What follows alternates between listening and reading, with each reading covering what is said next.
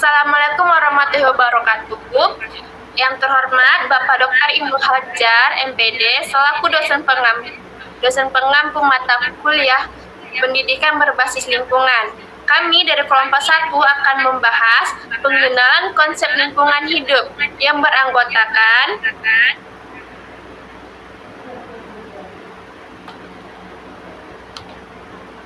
saya sendiri, Fadila Egianto dengan NPM 216910640, Mika Ulisari Manulang 216910775, dan yang terakhir Tiasa Putri dengan NPM 216910006.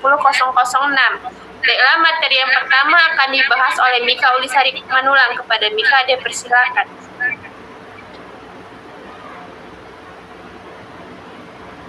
Baiklah, saya akan menjelaskan tentang lingkungan hidup.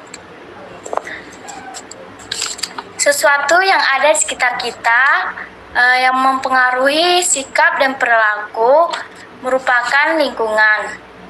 Di dalam lingkungan terdapat interaksi yang secara dinamis antara manusia dengan manusia lain, antara manusia dengan komponen biogeofisik kimia.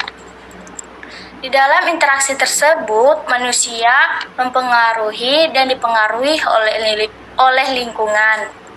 Jadi, dapat kita simpulkan bahwa lingkungan hidup merupakan segala sesuatu di sekitar suatu objek yang saling mempengaruhi. Selanjutnya, kita masuk kepada materi komponen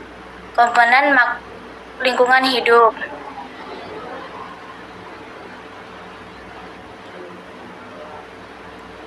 Komponen lingkungan hidup dibagi menjadi 5. Yang pertama, abiotik. Yang kedua, abiotik. Yang ketiga, komponen sosial, ekonomi, dan budaya. Yang keempat, komponen kesehatan, lingkungan, dan masyarakat. Dan yang kelima, komponen keamanan dan ketertiban masyarakat. Yang pertama, komponen biotik. Komponen biotik merupakan sumber daya alam yang mempunyai ciri-ciri dapat tumbuh dan bernafas, sehingga dapat berkembang biak dan memperbanyak diri atau bereproduksi. Contohnya seperti pada gambar, ada hewan, tumbuhan, dan juga contoh lainnya yaitu manusia. Yang kedua, komponen abiotik. Komponen abiotik merupakan sumber daya alam tidak hidup yang memiliki sifat fisika dan kimia. Contohnya seperti air, tanah, dan udara. Nah, yang ketiga ada komponen sosial, ekonomi, dan budaya.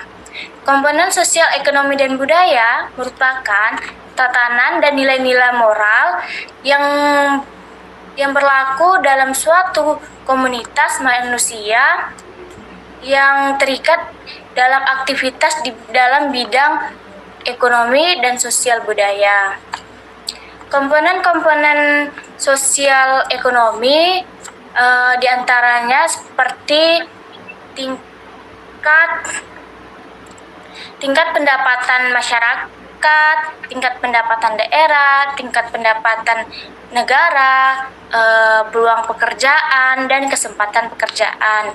Adapun komponen-komponen sosial budaya pada gambar yaitu tradisi, adat istiadat, sikap, dan lain-lain sebagainya. Yang keempat, ada komponen kesehatan lingkungan dan masyarakat. Komponen kesehatan lingkungan dan masyarakat merupakan kondisi masyarakat dan lingkungan sekitar tempat yang didasarkan pada kesehatan dan sanitasi lingkungan. Seperti kita tidak boleh melakukan pencemaran lingkungan, seperti melakukan kerusakan pada sungai. Nah, yang kelima ada komponen keamanan dan ketertiban masyarakat. Komponen keamanan dan ketertiban masyarakat merupakan keadaan masyarakat dan lingkungan wilayah yang terkait dalam perilaku hidup bermasyarakat, dan berinteraksi dalam mengatur keamanan dan ketertiban wilayahnya.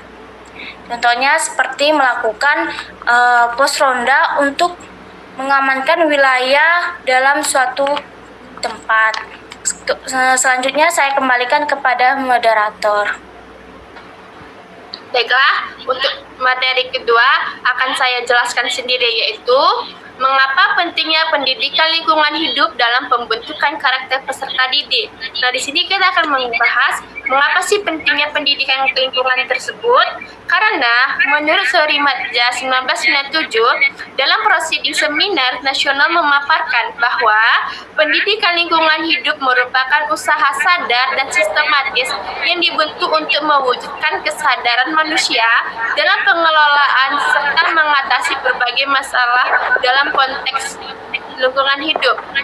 Dengan pendidikan lingkungan hidup dapat mengajarkan siswa akan bersikap peduli terhadap lingkungan yang sesuai dengan pemanfaatan dan pengelolaan sumber daya alam yang ada. Sekolah menjadi salah satu lingkungan yang efektif untuk pendidikan peduli lingkungan hidup.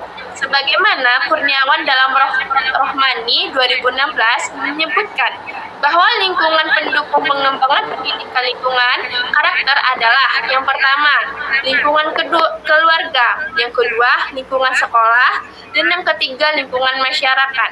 Nah, pengembangan karakter peduli lingkungan dalam proses pendidikan di sekolah dasar tentunya melalui tahapan yang disertai dengan pendekatan dan penyelesaian karakter siswa sekolah dasar.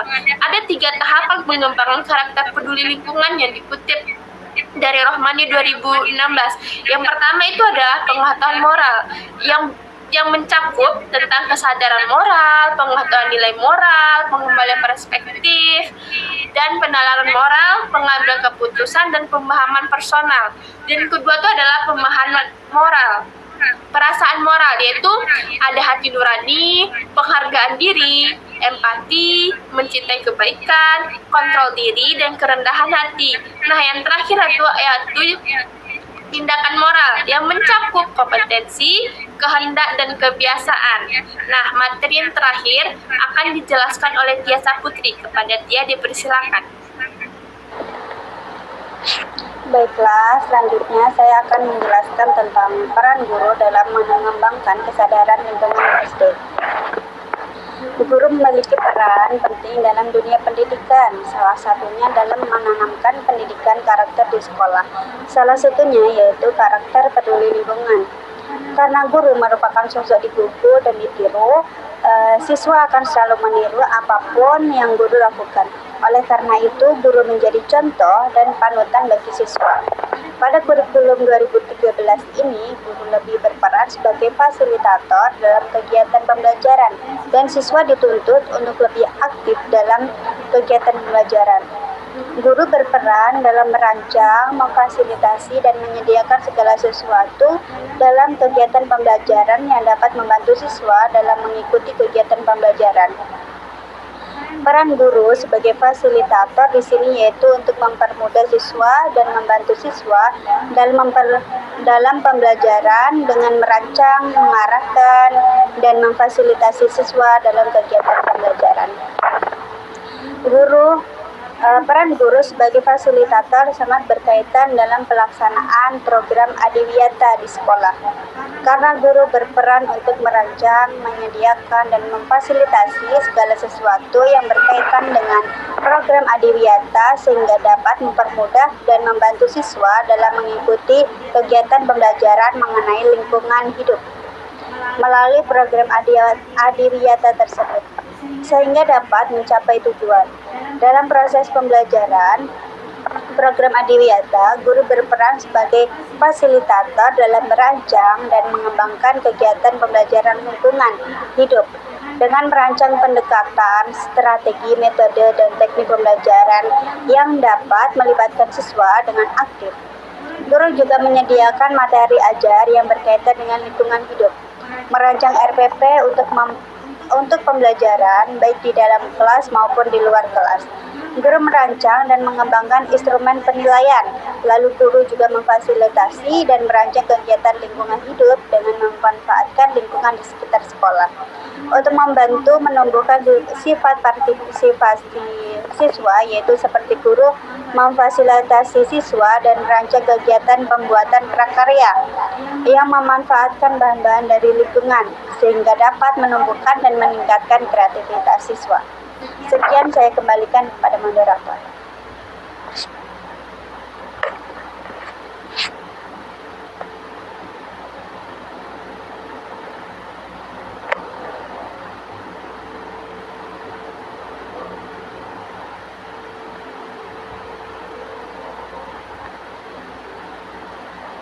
Nah, sekian pemaparan materi dari kelompok kami. Apabila ada kesalahan, kami mohon maaf. Assalamualaikum warahmatullahi wabarakatuh. Waalaikumsalam warahmatullahi wabarakatuh. Coba dulu dengerin.